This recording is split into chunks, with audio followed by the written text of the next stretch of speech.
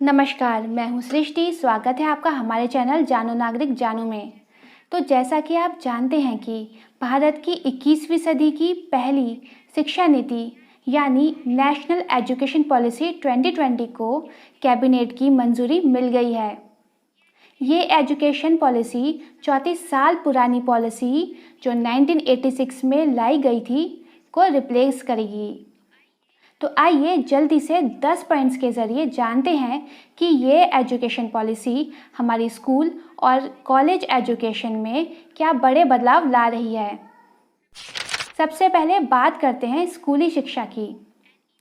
NEP 2020 के under school के 10+2 system को 5+3+3+4 सिस्टम से रिप्लेस किया जाएगा। जैसा कि आप अपनी स्क्रीन पर देख सकते हैं कि इस नए सिस्टम में पहले 5 साल फाउंडेशनल स्टेज होगी, जिसमें 3 साल आंगनवाड़ी, प्री स्कूल या बाल वाटिका में होंगे और 2 साल क्लास फर्स्ट और क्लास सेकंड के होंगे। क्लास थर्ड से क्लास फिफ्थ तक प्रीपैरेटरी स्टेज होगी। क्लास सिक्स से क्लास एट्थ मिडिल स्टेज और क्लास 9 से क्लास 12 सेकेंडरी स्टेज। अब तक चली आ रही एजुकेशन पॉलिसी में प्री स्कूलिंग के लिए कोई पाठ्यक्रम निर्धारित नहीं था। नई एजुकेशन पॉलिसी के अंडर 3 साल की एज से बच्चे early childhood care and education का हिस्सा होंगे। ये स्कूलिंग आंगनवाड़ियों या प्री स्कूल के माध्यम से दी जाएगी। यहाँ के सभी टीचर्स को ECCE के पाठ्यक्रम और पेडागोजी में ट्रेंड होना होगा। नई शिक्षा नीति के अनुसार सभी स्कूलों में कक्षा 5 तक मातृभाषा या क्षेत्रीय भाषा ही शिक्षा का माध्यम होंगी। क्लास 10 और 12th की बोर्ड परीक्षाएं जारी रहेंगी, लेकिन इन बोर्ड परीक्षाओं को आसान बनाया जाएगा।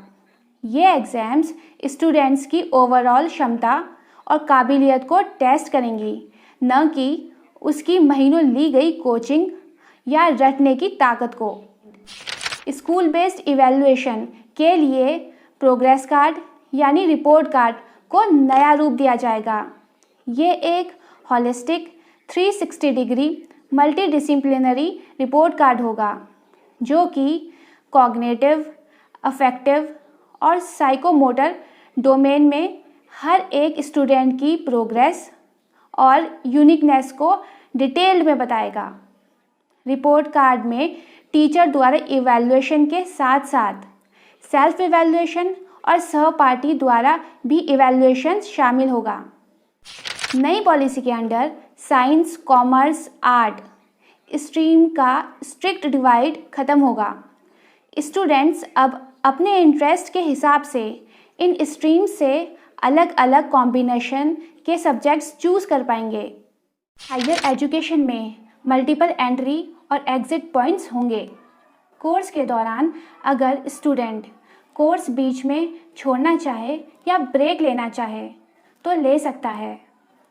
4 साल के बैचलर कोर्स में स्टूडेंट 1 साल के बाद सर्टिफिकेट के साथ, 2 साल के बाद डिप्लोमा, 3 साल के बाद ग्रेजुएट डिग्री और 4 साल के बाद ग्रेजुएट प्लस रिसर्च डिग्री के साथ कॉलेज से निकल सकते हैं। अभी ग्रेजुएशन सिस्टम में अगर किन्हीं कारणों से किसी स्टूडेंट को कोर्स बीच में छोड़ना पड़े तो उसे उस समय तक की गई पढ़ाई का कोई फ़ायदा नहीं पहुंचता।